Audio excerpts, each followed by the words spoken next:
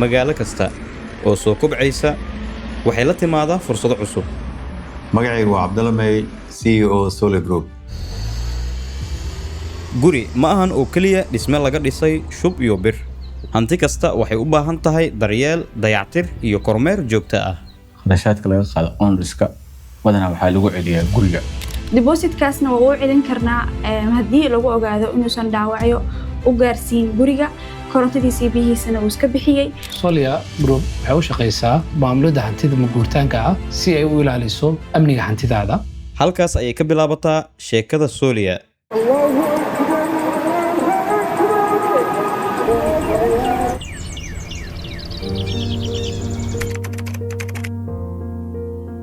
Sole Property waxaa loo aasaasay si loo bedelo habka loo maamulo guryaha. Wallaahi maanta Soomaaliya waxaa si xowli ah ugu socda dhismooyin cusub iyo maalgashi dhinaca guryaha, laakiin inta badan dhismayaasha waxaa ka maqan maamul xirfadeed. Waxaan bixinaa kormeer joogto ah oo dhismaha. Shirkadda markay guri cusub qabato waxaa jira team la yiraahdo inspection, taasi oo ka shaqeeya inay guriga soo fiiriyaan xaalad walba ku sugan yahay. qofka markuu guriga degayo gurigaas in lagu wareejiyo guri nadiif ah oo bad qabo.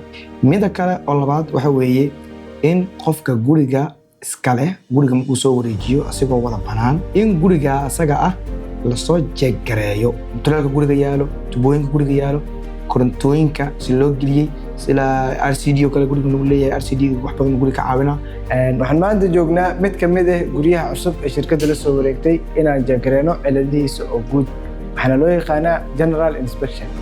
waxaan ka jeegareynaynaa guriga cilad walba uu leeyahay sida albaabadaan jeegareynaynaa, daaqadaha jeegareynaynaa, musqulaha jeegareynaynaa iyo jikooyinka oo labdan iyo leerarkoo dhan. waxaan u gudbin doonaa kilkiilaha guriga, waxaan u diyaarin doonaa report si gurigaasi wixii cilad ka jirto oo injineerka uu gudbiyo. Shaqada inspectionka kuma eko oo kaliya markuu guri cusub lala wareego. Si loo hubiyo in hantidu mar walba ay ku jirto xaalad wanaagsan, waxaa jira kormeer joogto ah oo la sameeyo maalin u dhaaf, kaas oo lagu qiimeynayo xaaladda guud ee dhismaha, laguna ogaanayo baahiyaha jiro. kormeerka joogtada ah ownerka ama milkiilaha guriga iska leh, qofka hantida iska leh, wuxuu faa'iido ku qabaa saddex qayb. mid ugu koowaad waxa weeye guriga saqafkiisa mar walba laga warhayo. maalinka ka mid ah nadaafadooda laga warhayo, waxyaabo yaraa galo oo istaajiyo biyaha inay dibadda u saaraan. midda labaad guriga musqulihiisa waxaa dhibaato ah leak ama fish ay keenaan. taana waxaa sabab ah in koolada guriga la mariyey ama siliconta ama kool mutuleelka guriga la mariyey, geesaha la mariyey in ay dhamaato. mid u dambeeyo saddexaad waxa waaye xaaladda caafimaad guriga, nadaafadda guriga oo kale, meelaha ama magaciisa wasaqda ama daskibiinada qashinka la dhigo oo kale in loola socdo. adeeg kasta oo xirfad leh wuxuu leeyahay nidaam lagu maamulo. Soliana qayb ka mid ah nidaamkaas waa management fee.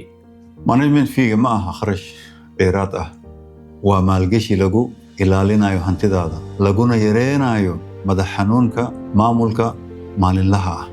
xawdaqdii management fee ama kharashaadka laga qaado ownerska badanaa waxaa lagu celiyaa guriga.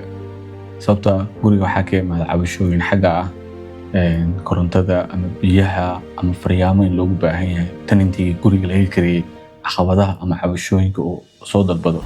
marka shirkadda waxay xalisaa expense guriga ku bixi lahaa, sida hadday noqoto mootoraaci, hadday noqoto farsamayaqaankii iyo markaas guriga farsamada qabanay. shirkadda waxay haystaa dhalinyaro markaas u fara fudud farsamada guriga, tubistayaal oo professional ah, electrical oo professional ah. marka management fee aan qaadno macnaheedu waxa waaye badbaadada guriga.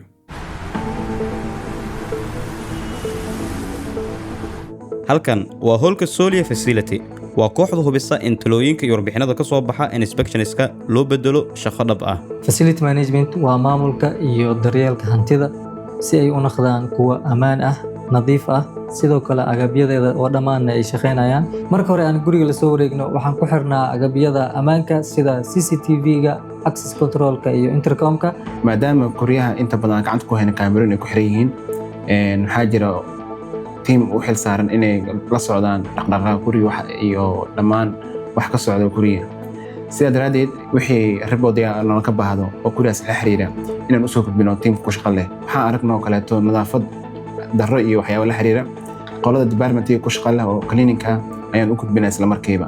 anigoo reportkeedna siinayno caddayntiina u dirayna control roomka oo shaqooyin badan uu qabtaa waxaa ka mid ah amniga sida ujeedaan kaamirooyinkan aan ka ilaalinaa amniga wax galay wax ka baxayo controlka biyaha albaabada qaar baarkinada qaarkana inta ka furno waxyaalo kalena waa jiraan oo intan aan kala socono sida maxaa la yidhaha nalalka oo kale inaa guryaha oo kale aan markaa mugdi ku aragno kale maqribka oo kale nalalkooda inta aan ka daari karno sidoo kalena aan maaragtay inta kala socono haamamka biyaha boqolkiiba inta ku jirto haddii diidmeedna santaan intaa ka daarnaa guryo qaar oo ku xiran baakin sida gaariga markii soo galayaan oo kale waa ka furi karnaa wayna soo wacayaan qolada maintenancega xiriir waxaa naga dhexeeyo wixii annaga riboodya oo na soo gaaro inaan u gudbino qolada maintenancega si iyagana ay ula shaqeeyaan tenantiga oo naqashada soo gudbiya ama riboodka soo gudbiya waxaan guriga ka hadlaysan oo koronto ama tuba ay tahay qolada maintenance loo gudbinaa marka ayaga shaqooyinkaas galaan jidda ugu horeysa ayna soo gaadhay xogta informationku horta kow in lasoo qiimeeyo wixii guriga galaya stepka labaad ee la qaadaya waxay tahay in documentation loo sameeyo wixii oo wax fahmi karo uu noqdo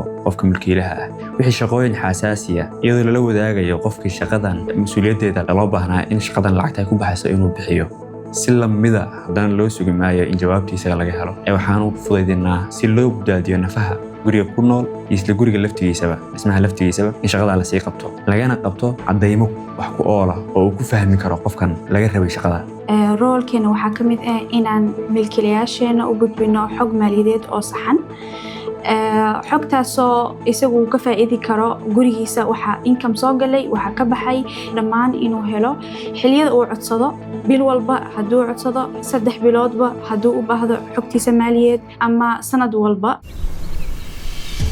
marka dhismaha si wanaagsan loo maamulo milkiiluhu wuxuu helaa dakhli iyo deegaan wanaagsan kiristahuna wuxuu ku noolaadaa guri ammaan oo nadaafad leh hadafkeenu waa inaan milkiilayaasha siino adeeg fiican daahfursan oo xirfad leh si hantidoodu u noqoto maalgashi faa'iido badan leh waxaan aaminsanahay in marka hanti si xirfad leh loo maamulo faa'iido u leedahay milkiilayaasha iyo kiristaha iyo guud ahaan horumarka magaalooyinkeena